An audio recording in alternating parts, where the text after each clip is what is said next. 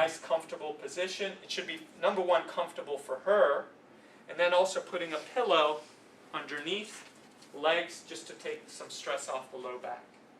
Usually, as long as it's comfortable for the patient, if I'm assessing the lumbar spine, I'll put the arms here. Just like Jason said, just to take, if I have her arms elevated, it is going to pull on a bit on the latissimus dorsi, which may tension this a little bit more. So my feel may be affected. So as long as it's comfortable for them, I'll have them down here. Is that comfortable for you? So you want them nice and comfortable. So I'm going to show a central P-A L4 first. Okay. Now I want the height of the table to be comfortable. I don't want it so high. You guys, these tables are expensive. We bought them. Thank Jason for buying all these high-low tables, because I remember when I was in PT school, we didn't have them. We had maybe one, and that's it. And so Jason came in and said, no, we're changing. We're buying a bunch of all high-low tables. So you can thank him for that. And every clinic should be using them for their employees. So you don't want it so high so that your shoulders are crouched up here. Okay? You want it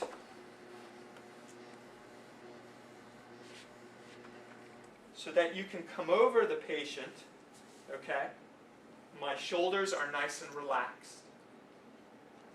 I'm going to use kind of more my hypothenar, kind of close to my pisiform as my mobilization. This is what I tend to use.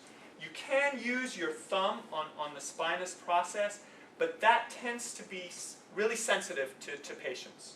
Just naturally, sometimes just pressing on the spinous process can be naturally sensitive. And so this kind of distributes the force a little bit and then saves my thumbs. Because usually I'll use my thumbs in doing more unilateral PAs.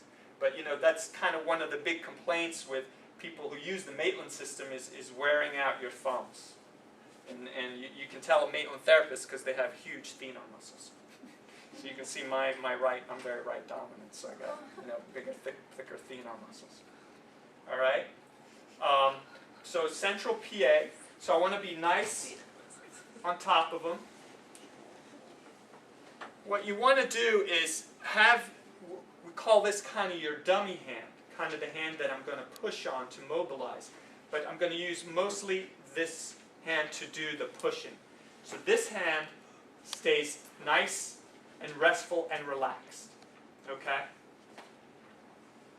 So that I'm going to use my body to mobilize. I'm not going to use my arms. It takes away the feel. The feel is a lot different. If I can use my body, I can feel the movement, that accessory movement that I talked about a little bit in lecture.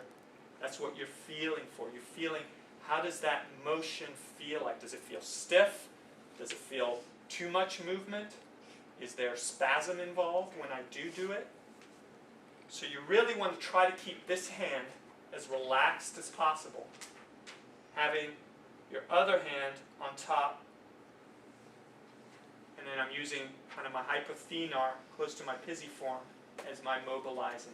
And I'm going to use my body. So I'm nice and relaxed, kind of right on top of her, and I'm doing a central PA. So I'm doing a central passive accessory movement straight down.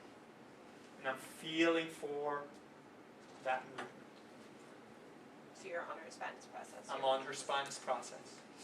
And I'm just, I'm taking it, starting to feel kind of, we'll talk about this later, about this concept of R1. But right now we just want you to go down and just feel. Don't want you to worry about this concept of R1 at this point. But it's going to be an important concept. So we just want you to feel, kind of push it all the way down. You doing okay, Jessica? Yeah? Just let me know if anything hurts. And then come back up.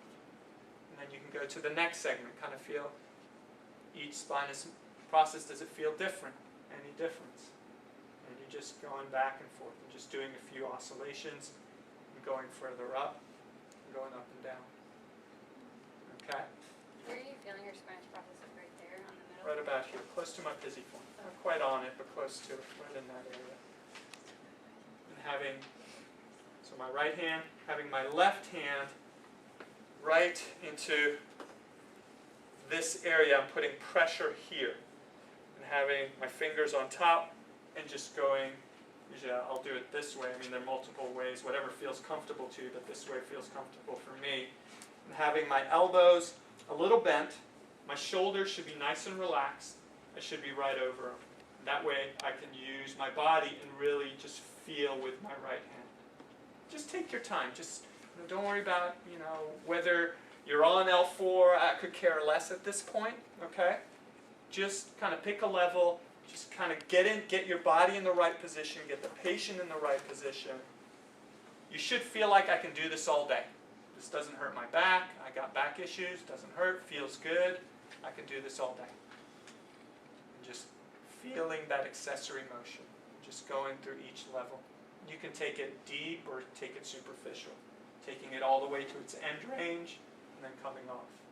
But you're releasing when you go out completely, right? Yeah. You don't stay on the middle. Well, we'll get into the mobilizations, the grades 1s and 4s. We're not talking about that today, but in future we're going to definitely talk about that.